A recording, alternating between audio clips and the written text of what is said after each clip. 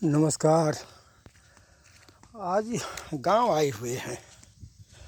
जैसा देश वैसा भेष।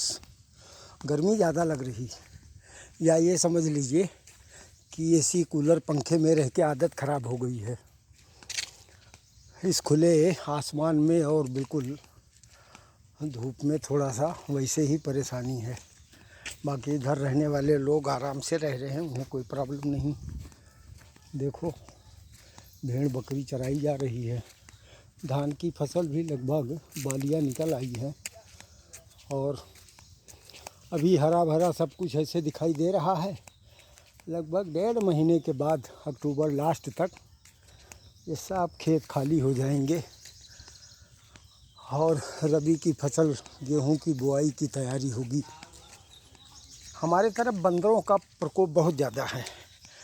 ये इनकी वजह से मक्के की फसल नहीं हो रही है, केवल धान और गेहूं की फसल होती है। दलहन तिलहन भी नहीं हो पाती है और ये लगभग 10-15 वर्षों से इनका प्रकोप है।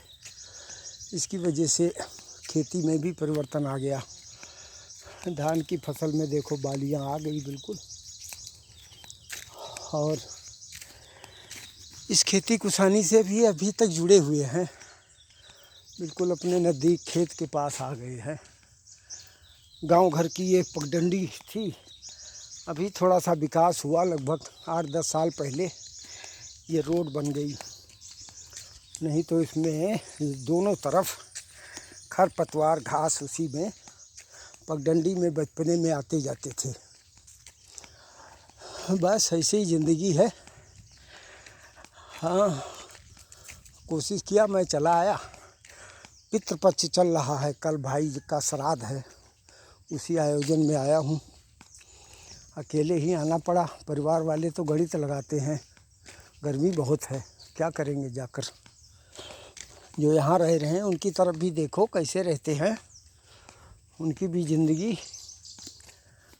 ये हमारा खेत शुरू है, पूरा धान लगा हुआ है। देखिए, रोड के किनारे ही है ये पूरा खेत और आगे भी है। बस यही सब कहानी है। गांव घर से अगर संबंध रखते हो तो कभी कभी आ जाया करो। घर पे जो आपके इंतज़ार करते हैं, गांव में कोई परिवार का 1-2 सदस्य कोई भी है, चाचा दादा काका, कोई भौजाई काकी चाची, वो देखकर ज़रूर प्रसन्न होंगी कि गांव से इन्होंने अपना पैर रखा है। नहीं तो ऐसे तो क्या है, ज़िंदगी चलती रहेगी। परिवार के लिए मरते ही रहोगे, एक दिन चले जाना है। ज़िंदगी का तो साला कुछ पता नहीं। हमारे साथ वाले फौजी भाइयों की तो ऐसी घटनाएं हुई है कि हमें तो खुद ही डर लगने लगा। अभी बातचीत कर रहे हैं, अगली बार पता नहीं बात कर पाएंगे कि नहीं, कुछ मालूम नहीं।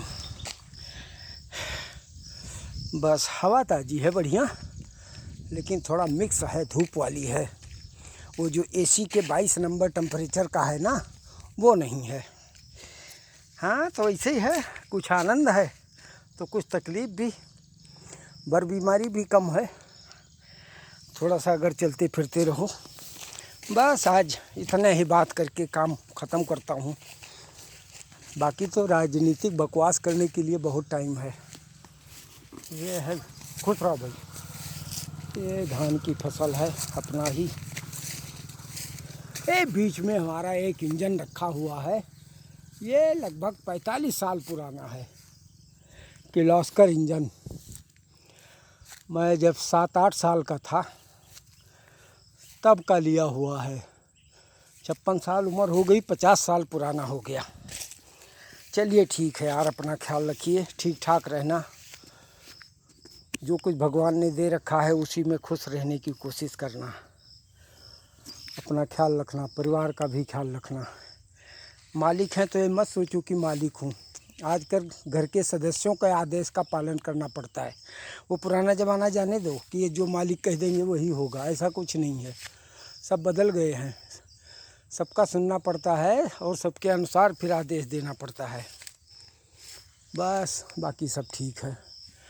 खुश रहो, स्वस्थ रहो, मस्त रहो। जय हो, जय हिंद।